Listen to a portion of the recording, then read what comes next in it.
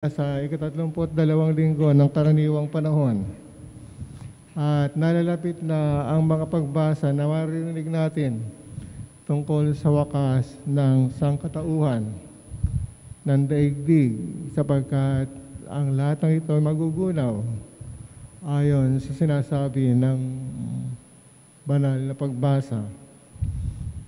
Kung kaya kinakailangan tayong makapaghanda sa pagdating ng wakas. Ngunit bago dumating ang mga iyon, kinakailangan nating ihanda ang ating sarili. Kapag po tayo ay naghahanda at naghihintay, mayroong mga naghihintay na walang ginagawa. Basta na lamang nakaupo o dili kaya ay naghihintay kung ano mangyayari. Pero meron namang mga naghihintay na tao na aktibo pa rin. Iniisip nila kung saan sila saan sila makapupunta, kung saan sila makapagtatago, kung saan sila mailigtas sa kanilang sarili. Tulad ganun nangyari sa Israel. Noong October 7, mayroong okasyon na kung saan panay kasiyahan ang ginagawa sapagkat ito ay isang panahon ng kasiyahan. Pero hindi nila akalain na sila ilulusobin ng mga Hamas.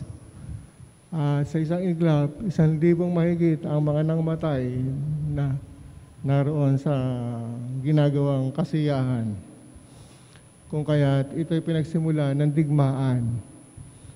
At hanggang ngayon ay patuloy pa rin ang pagkakaroon ng digmaan na yung isang lugar sa Gaza ay gustong tunawin hanggat hindi sumusuko ang mga Hamas na naging terorista laban sa Israel. Mga kapatid, marami po ang ganitong pagkakataon na hindi natin akalain na mangyayari. Ganyan din na nangyari sa pagsakop ng Russia sa ilang bahagi ng Ukraine. Hindi nila akalain na mangyayari ito sapagkat sila ay magkakasama nung buo pa ang United Soviet Union. Pero ngayon sila ay nagkakahati-hati na. Kaya hindi malayo sa mga panganib ang buhay ng tao. Pero kinakailangan po tayo maging handa. At ano yung ating paghahandaan?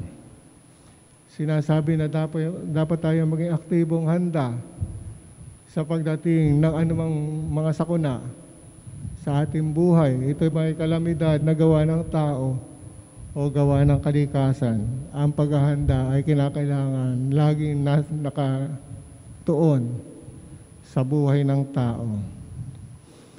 Sinasabi po ng talinaga ang isang larawan kung paano nagiging handa ang isang tao.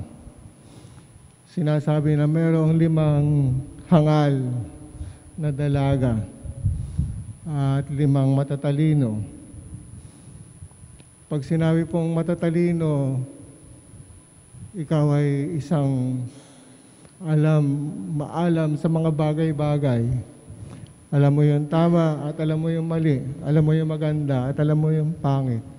Alam mo yung dapat gawin at alam mo yung hindi dapat gawin kapag ikaw ay sinasabing matalino. Pero pagka ikaw ay sinasabing marunong, bukod sa ikaw ay matalino, kung ikaw ay tinatawag na marunong, alam mong gawin at ginagawa mo yung tama at sumusunod ka sa kalooban ng Diyos. Sapagat ang karunungan ay bahagi at pinagkakaloob ng Diyos sa mga taong sumusunod sa Kanya.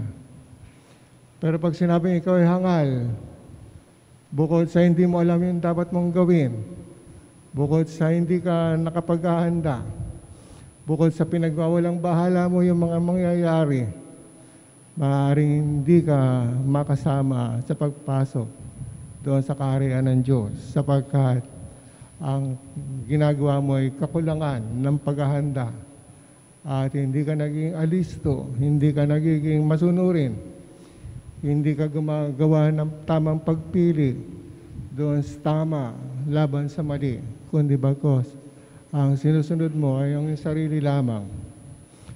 Kaya kapag ikaw ay hangal, maaaring hindi ka makasama sa pagpasok sa kaharian ng Diyos. Pero kung ikaw ay marunong at ginagawa mo yung kalooban ng Diyos at sumusunod ka sa Kanya, makakasama ka sa Kanyang kaharian. Kaya po sa panahong ito na tayo ay naghahanda para sa pagdating ng Kristong Hari, isipin natin kung tayo nakahanda humarap sa Panginoon at tayo nakahandang sumunod sa Kanya. Amen.